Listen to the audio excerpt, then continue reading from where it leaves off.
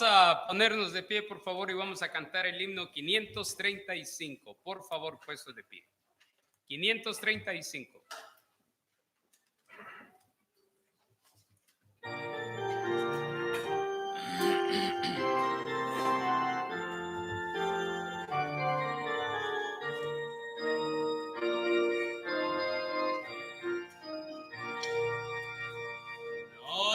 Notas alegres cantar y con honra proclamar esta gloriosa verdad. Cristo muy pronto vendrá. Viene otra vez, viene otra vez. Antes al amanecer, antes al anochecer, viene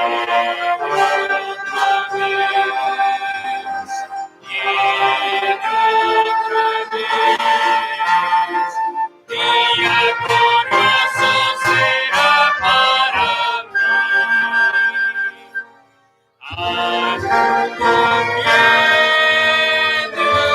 Viene otra vez. Vendrá y todo pasará y se regocijarán todos los que tristes están cuando regrese el Señor. Viene otra vez, viene otra vez.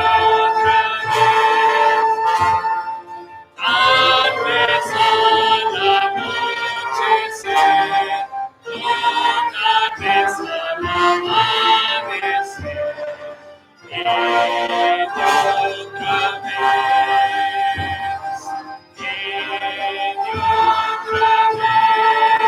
otra vez. Día glorioso será para mí. Viene otra vez. Amén.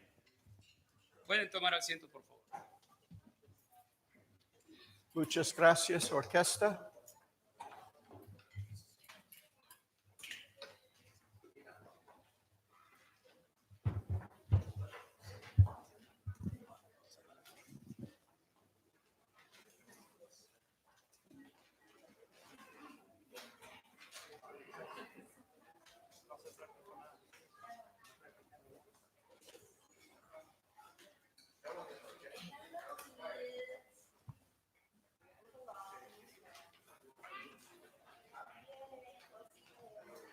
Les invito a abrir sus Biblias conmigo en Hechos, el capítulo 11.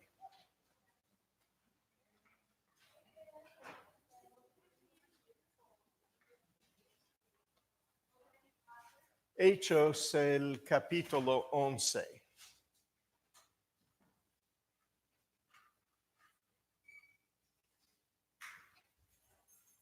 La primera parte de Hechos, el capítulo 11, se trató con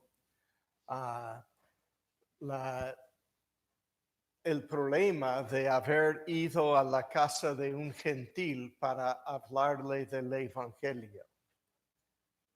Ahora vamos a estar considerando la segunda parte de Hechos 11 en esta mañana, donde vamos a comenzar con el versículo 19. Vamos a orar. Padre, gracias te damos hoy, porque tu amor es para siempre y tu misericordia ya pasa toda posibilidad humana de misericordia.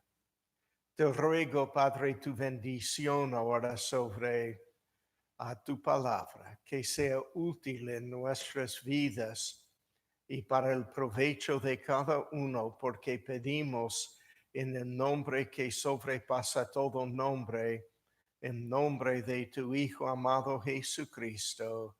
Amén. Hechos 11, en versículo 19 dice, ahora bien, los que habían sido esparcidos a causa de la persecución que hubo con motivo de Esteban, pasaron hasta Fenicia, Chipre y Antioquía, no hablando a nadie la palabra, sino solo a los judíos. Ahora comenzaron a esparcirse. La palabra normalmente es traducido huir. Los que fueron huidos, esparcidos aquí, se traduce. Y es la palabra diasporo, que cuando hablamos de la diáspora, el esparcimiento, vamos a decir, de los judíos a través de todo el mundo, estamos usando la palabra griega que fue usado aquí, pero en forma verbal, no en forma de sustantivo. Dice diaspero, que es hacer huir a alguien. Ellos huyeron de Jerusalén, pero huyeron a ciertos lugares. Dice Fenicia, Chipre, Antioquía. Ahora es interesante que Fenice en el griego es Foinike. Y es la palabra como la capital de Arizona, Phoenix en inglés. Es la raíz de esta palabra. Y hoy en día no lo llaman Fenice más en español. Es un lugar que hasta ahora tiene muchos judíos. Ahora, dice Fenicia, Chipre y Antioquía. 3 lugares donde ya habían una población de judíos. Y dice que solamente predicaron a los judíos. Esto decía en las últimas palabras del versículo 19, sino solo a los judíos. Así que ahora cuando parece contradecir esto, en versículos 20 y 21, hay que saber que los griegos aquí no representan gentiles, sino judíos de la dispersión. Dice en versículo 20, pero había entre ellos unos varones de Chipre y de Cirene, los cuales cuando entraron en Antioquía, hablaron también a los griegos, anunciando el evangelio del Señor Jesús. Y la mano del Señor estaba con ellos, y gran número creyó y se convirtió al Señor. Estos eran judíos de la dispersión, y los que les hablaban, Lucas menciona muy en especial, eran de Chipre y de Cirene. A los judíos que huyeron de Jerusalén, que eran griegos mayormente, que antes eran de la sinagoga de los libertos y de los de Cirene. Este era la sinagoga antes de Lucas. Él era de Cirene, como vamos a ver en capítulo 13 recién. Así que cuando algo toca a sus raíces, él especialmente menciona esto. Él dice que los judíos que salieron de Jerusalén, por su mayoría eran de Chipre y de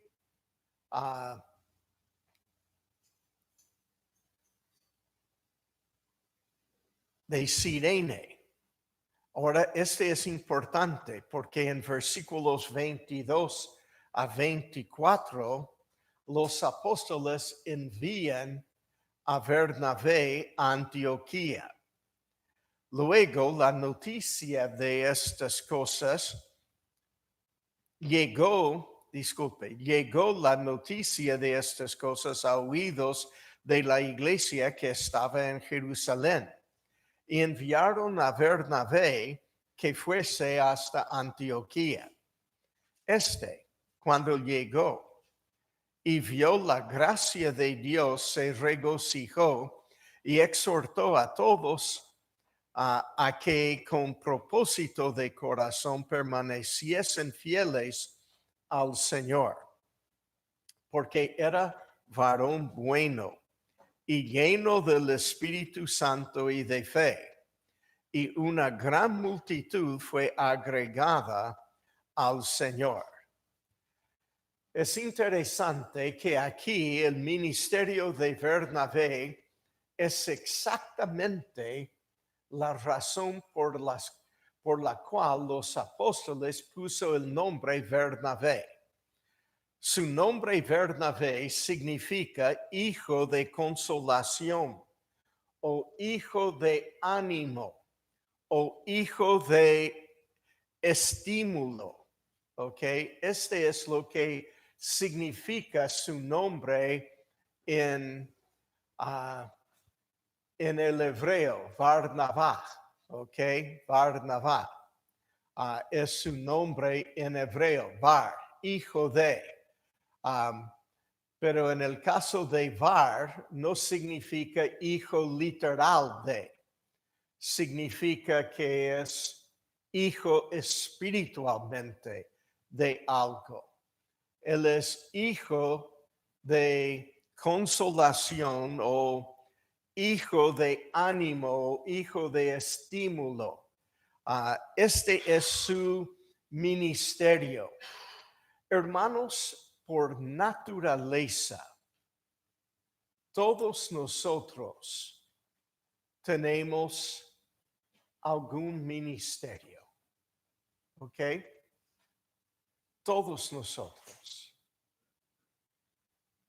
Si Dios te ha puesto por naturaleza el ministerio de ser estímulo o de ser de ánimo a otros, hay que cumplir con tu ministerio.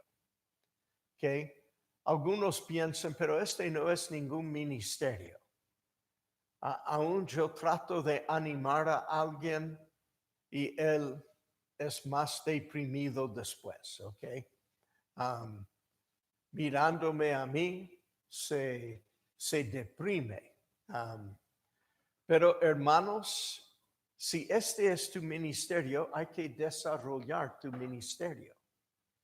Por naturaleza, los apóstoles vieron en Bernabé que él era esa clase de persona. Ellos le vieron en él que él estimulaba, que él animaba, que él consolaba a la gente.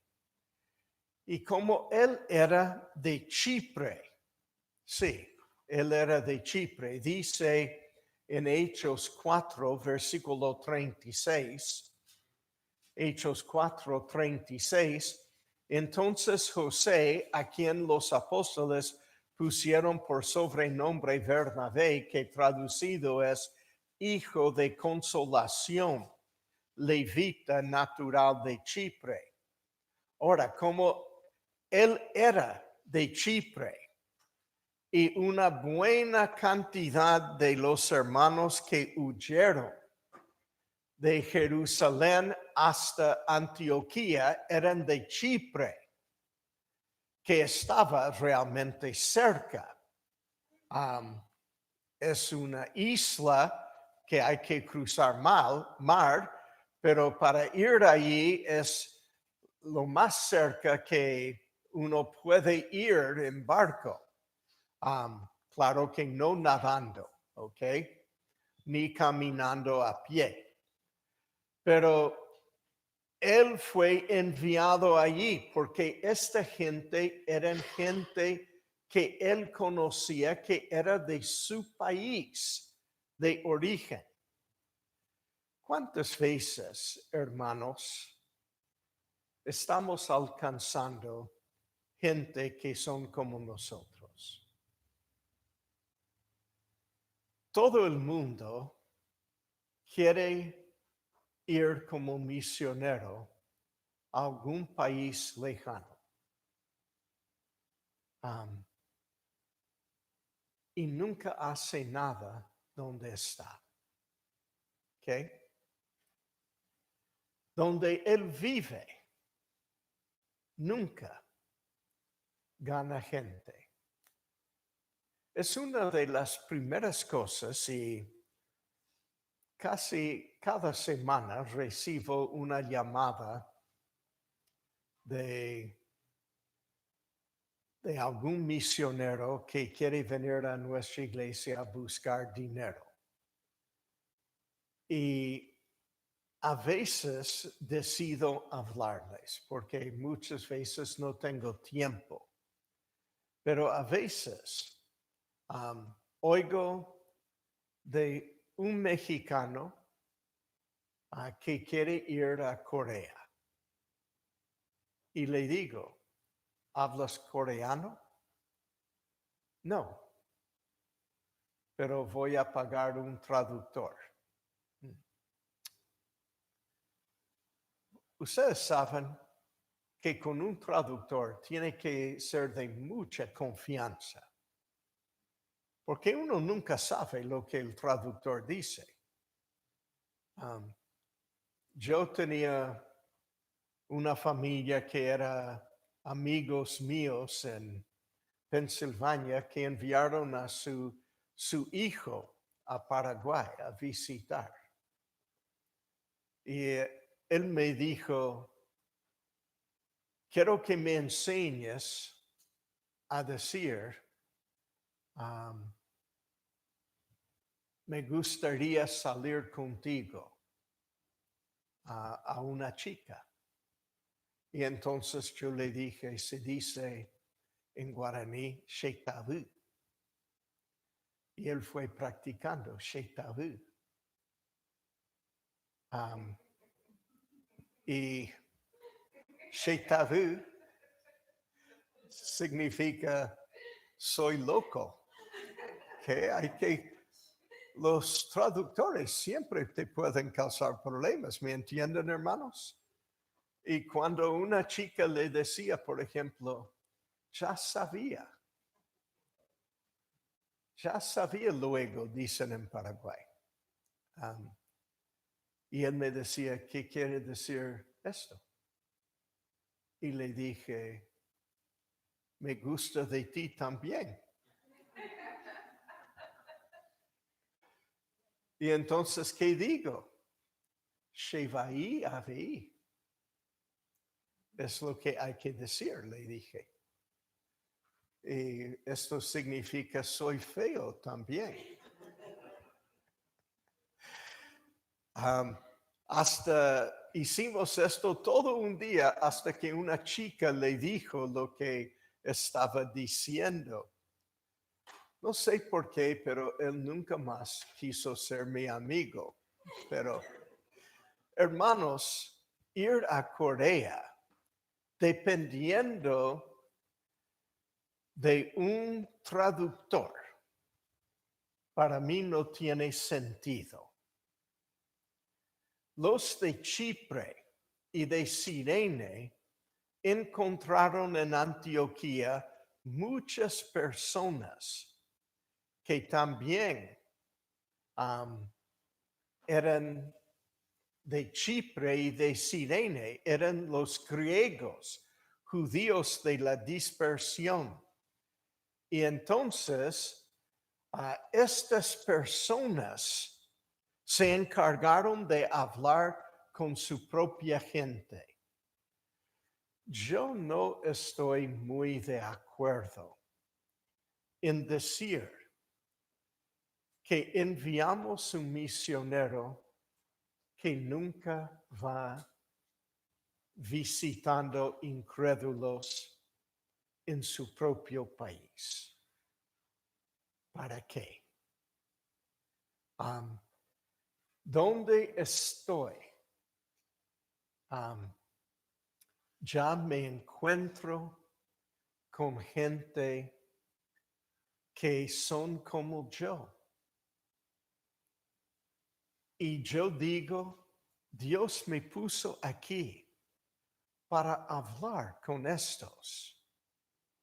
Si estoy en el avión, hablo con el que está a mi lado, no importa quién sea. Pero si estoy ya en una ciudad y veo allí una sinagoga de judíos y digo, hay muchos judíos que viven aquí, yo busco hablar con ellos. Aún aquí en Los Ángeles, busco otra gente que son como yo para hablarles.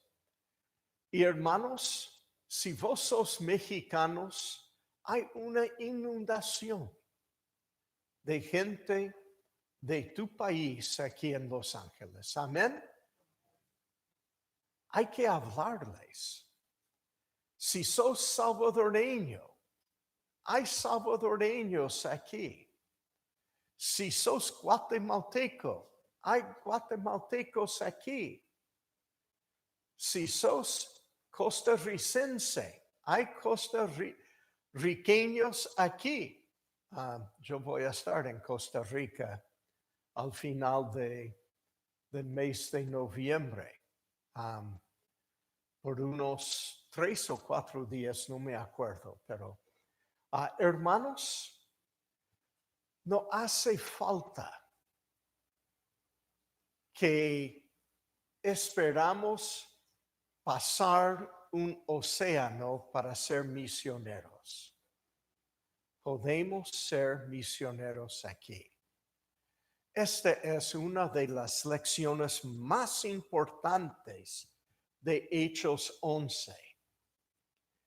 Y cuando la iglesia en Jerusalén oyó que muchos de Chipre y de Cirene estaban siendo salvos, enviaron también a Bernabé, que era de Chipre, y quizá, sin mencionar aquí, quizá enviaron también a Lucas. No sabemos. Lo que sí sabemos es que Lucas muy raras veces menciona a sí mismo. Y cuando él se menciona a sí mismo, es de paso. Pero la iglesia en Jerusalén se encargó de ayudar a esta iglesia que hoy en día diríamos que era una misión nomás, pero ya era iglesia según la palabra de Dios. Ustedes saben que en la Biblia, al día que fue fundada, fue llamada iglesia. Nunca fue llamada misión, nunca. En el libro de Hechos, esta palabra no se existe. Ahora, para no llamarla misión, ahora, algunas iglesias en México que me han oído decir que la Biblia nunca habla de una misión, dice que es iglesia, están diciendo es iglesia en formación. Pero hermanos, ¿cuándo dejamos de ser una iglesia en formación? ¿Ok? Dios, sí o no, está formando una iglesia aquí. Así que nunca dejamos de ser una iglesia en formación. Es otra manera de evitar llamarla iglesia. Pero había una iglesia en Antioquía y ahora los apóstoles en Jerusalén ven una necesidad de tener liderazgo, pero sin liderazgo, esa iglesia ya se formó. Y la iglesia se formó porque había gente que querían compartir el evangelio con los que eran como ellos. Hermanos, nosotros también tenemos esta responsabilidad. Ustedes saben que nosotros estamos dentro de una generación de extinción siempre. Si no ganamos gente nueva, algunos de nosotros, ¿verdad, Elena? Vamos a morir en poco tiempo. Y yo sé que ella está pensando en mí. ¿Ok? Soy viejo, pero no tonto. Ya sé que pueda morir yo en cualquier momento. Pero hermanos, la iglesia siempre tiene que estar ganando nueva gente. Porque ninguno de nosotros, ninguno, tiene promesa para mañana. Como cuando el hermano Fermín me llamó por teléfono. Hace unos 2 días, me parece, y me dijo que en esa misma madrugada descubrieron que su yerno fue matado a balazos, que su yerno era joven todavía. Nadie aquí sabe cuánto tiempo tiene. Inmediatamente mi hija me dijo, y papá, vos estás visitando estos lugares. No importa. Yo lloro por el yerno de Fermín y por su hija y por su nieto que ya ahora queda sin papá. Tenemos que darnos cuenta, hermanos, cualquier de nosotros pudiéramos morir en un abrir y cerrar de ojos. ¿Okay? Es implícito que debemos estar ganando gente antes que sea eternamente tarde. Ya era la preocupación de los esparcidos, de los que huyeron a Antioquía.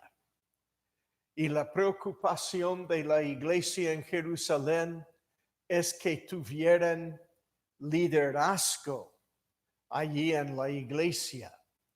Alguien para guiar a la iglesia y buscaron a alguien que no solo era de Chipre, sino que tenían las características en su vida de preocuparse para animar a la gente Ellos fueron allí huyendo de un enemigo terrible, Saulo.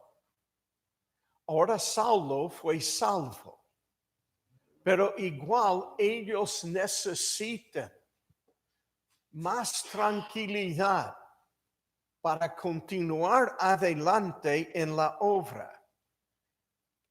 Bernabé observó en acción al llegar cómo opera la gracia de Dios en la vida de los creyentes. El resultado de esto estimuló a Pedro y a los apóstoles en Jerusalén y ahora también a Bernabé. Y muchos más fueron salvos cuando él llegó. Así que vemos en versículos 25 a 26, después fue Bernabé a Tarso para buscar a Saulo, y hallándole le trajo a Antioquía. Saulo no era un hombre desconocido a Bernabé. Bernabé le conoció ya desde antes. Le conoció cuando él estaba persiguiendo a la iglesia en Jerusalén. Le conoció también en Damasco, cuando Pablo allí comenzó a predicar el evangelio. Le conoció cuando él fue bajado por el muro de Damasco. ¿Y cómo sabemos esto? Cuando él nunca Lucas nunca menciona que Bernabé estaba en Damasco en ese momento. Sabemos esto porque Bernabé mismo fue a los apóstoles con Pablo y dijo que él le conocía y cómo él había predicado el evangelio en Damasco. Así que él ya fue conocido por Bernabé y Pablo ya está viviendo en su pueblo natal, en Tarso. Ahora Tarso, para ir a Tarso de Antioquía, se puede ir por tierra subiendo hacia el norte de Antioquía y después dando una mano derecha en la ruta que va desde Antioquía a Tarso, y allí está a poca distancia después de esa curva. Sin embargo, se puede ir también en barco más directo a Tarso de Antioquía. No sabemos cómo, pero fue a Tarso y ya empezó a buscar a Pablo allí en Tarso. Y volviendo de Tarso a Antioquía con Pablo, dice, y se congregaron allí todo un año con la iglesia y enseñaron a mucha gente, y los discípulos se les llamó cristianos por primera vez en Antioquía. Primera vez. ¿Cómo se llamaban antes de ser llamados cristianos? Porque es la última vez en la Biblia que fueron llamados cristianos también. Hoy es un término muy popular. En Paraguay, si vos decís sos cristiano, todo el mundo te va a decir sí. Los católicos. Si queréis saber si alguien es bautista en Paraguay, le dice, sos creyente. Y los católicos enseguida dicen, no soy católico, no soy creyente. ¿Ok? Enseguida. Cuando yo era niño en Estados Unidos, decía, sos cristiano, y alguien respondía, no soy judío. ¿Ok? Significa que uno es judío o cristiano, una de las dos cosas. Así que hoy en día la palabra cristiano casi no tiene sentido.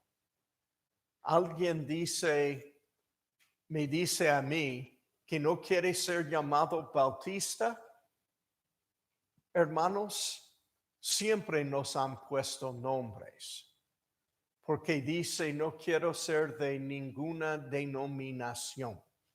¿Ustedes entienden el significado de denominación? Significa de nombre. ¿Ok? Prefiero ser llamado cristiano. Si yo digo, pero ese es denominación, es de nombre. ¿Ok? Pero este nombre no significa más nada. Significa que uno no es judío, puede ser católico, puede ser cualquier cosa. Yo soy bautista y orgullosamente digo que soy bautista, porque yo creo la palabra de Dios. Ahora, ¿qué nombres usaban para los creyentes antes de ser llamados cristianos? Los del camino era un nombre. También discípulos. Si alguien decía, ¿sos discípulo? Claro. Esto significa que es estudiante de Jesucristo, que él estudia lo que Cristo dice, lo que Cristo ofrece. Aquí por primera vez fue usada la palabra cristianos. Y esta iglesia tenía mucha fama. Ustedes saben que hasta el quinto siglo, el sexto siglo, realmente, hasta cuando Muhammad ya vino y mató a los creyentes, era la segunda iglesia más grande del mundo. ¿Ok? Tenía mucha fama. Y sus pastores son los de renombre de la historia. Desde el primer siglo hasta el sexto siglo. Esa iglesia siempre tenía pastores que escribieron libros, muchos de los cuales existen hasta hoy. No son libros inspirados, pero demuestra la preocupación de esa iglesia de alcanzar al mundo con el evangelio.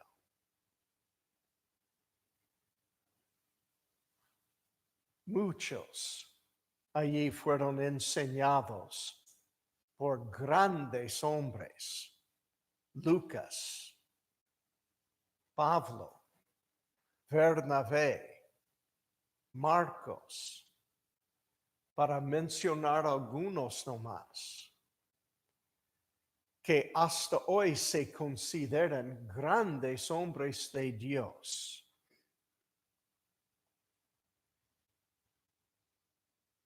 Después, llega allí un profeta. Hechos 11, versículos 27 a 30. En aquellos días unos profetas descendieron de Jerusalén a Antioquía. Y levantándose uno de ellos llamado Agabo, daba a entender por el Espíritu que vendría una gran hambre en toda la tierra habitada, la cual sucedió en tiempo de Claudio. Entonces, los discípulos, cada uno conforme a lo que tenía, determinaron enviar socorro a los hermanos que habitaban en Judea, lo cual en efecto hicieron, y enviándolo a los ancianos por mano de Bernabé y de Saulo. Ahora, hermanos, ¿qué pasó aquí?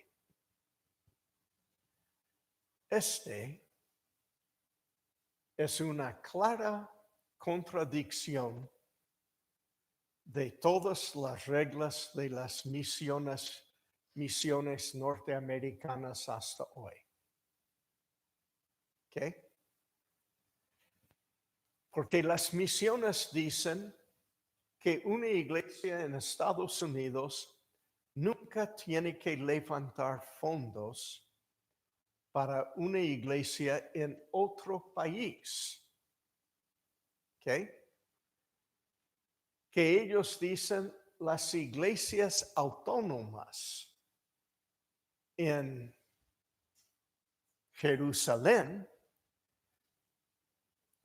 tienen que pagar sus propias cuentas. Ahora, yo estoy totalmente de acuerdo que nosotros tenemos que pagar nuestras propias cuentas. Amén, hermanos. Pero no estoy de acuerdo de que no podamos ayudar a una iglesia que tiene necesidad. Nada que ver. La iglesia en Antioquía, esta es la primera vez que la Biblia menciona, no es la última vez que la Biblia menciona. Pero quiero que noten algunas cosas. Esta hambre, gran hambre, en primer lugar, no ocurrió hasta el tiempo de Claudio, según el versículo 28. ¿Ok? En segundo lugar, o sea que ellos anticiparon, creyeron la palabra de Dios y viendo lo que se queda para el futuro, no importa que no era enseguida, era algunos años después, no importa. Por ejemplo, yo creo en el rapto de la iglesia. ¿Qué, hermanos? Ahora, no tengo por inspiración en la Biblia que esto va a ocurrir en el 7º año de Trump, por ejemplo. Yo no tengo esto en la Biblia. Amén. Pero yo creo que va a suceder. Así que yo me apuro de hacer lo más posible que agrada a Dios antes que Él venga otra vez. Quiere decir que tenemos que ya estar sosteniendo misioneros. No podemos esperar hasta el 6º año de Trump para hacerlo. Amén, hermanos. Y tenemos que estar preocupados de que los pastores en todo el mundo sean bien enseñados y que estén entendiendo bien qué es el evangelio. Así que escribo libros, doy conferencias, pasamos nuestros materiales por DVD y ahora están listos. Ojalá que pronto estén en el internet, porque queremos avanzar con las cosas. Porque ya creo la profecía de la palabra de Dios. Y si Cristo viene pronto, no quiero decir, ok, voy a sentarme y esperar nomás que venga Cristo. No, yo voy a hacer todo lo posible. Voy a ganar a todos los que puedo. Voy a hablar con mi hermano que necesita ser salvo. Aún le di una copia de puesto para la defensa del evangelio que yo firmé y le dije, léalo. Pero yo también le hablé del evangelio cara a cara varias veces. Tenemos que preocuparnos porque nuestro tiempo también es corto. En primer lugar, actuaron por fe sobre la palabra de Dios. Segundo lugar, no se preocuparon por sí mismos. Dice mi Biblia, una gran hambre, versículo 28, en toda la tierra. O sea que ellos pudieran haber dicho, bueno, si habrá hambre en Antioquía, vamos a tomar una ofrenda hoy para comprar comida cuando venga el hambre. Y vamos a guardar esa plata en alguna parte. ¿Me entienden? Pero no. Se preocuparon por otros. Hermanos, hay siempre los que dicen, debemos preocuparnos por nosotros nomás. Nosotros tenemos necesidad. Nosotros tenemos gente sin trabajo. ¿Para qué vamos a ayudar a un pastor en otro lado cuya casa cayó en el terremoto en México? ¿Para qué? ¿Para qué vamos a ayudar a los misioneros? ¿Para qué vamos a orar? Que Benjamín Méndez me mandó un texto hoy diciendo que en la iglesia que él está fundando en Puebla, en el estado de Puebla, México, hay mucho desempleo y aún hay 2 miembros de la iglesia que están en coma con dengue.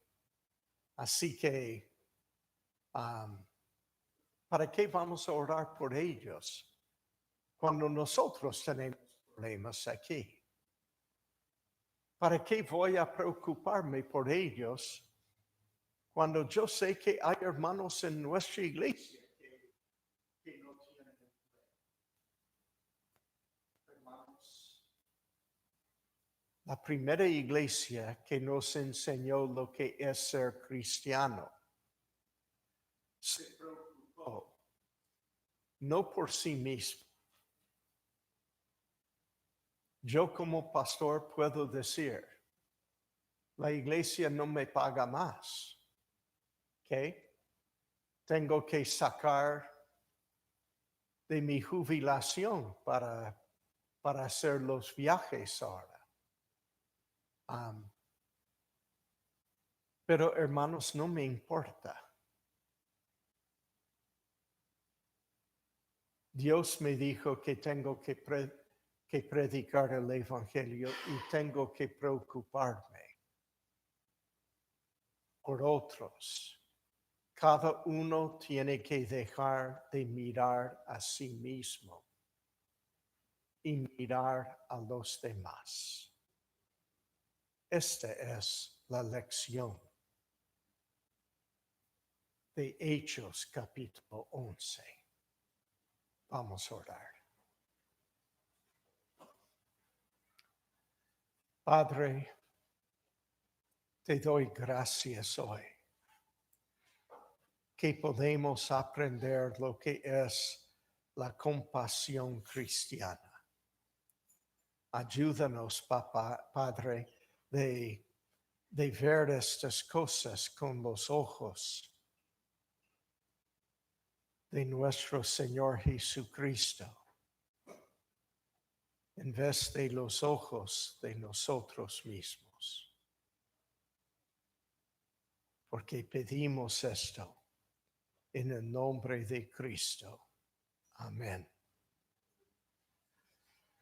Bueno.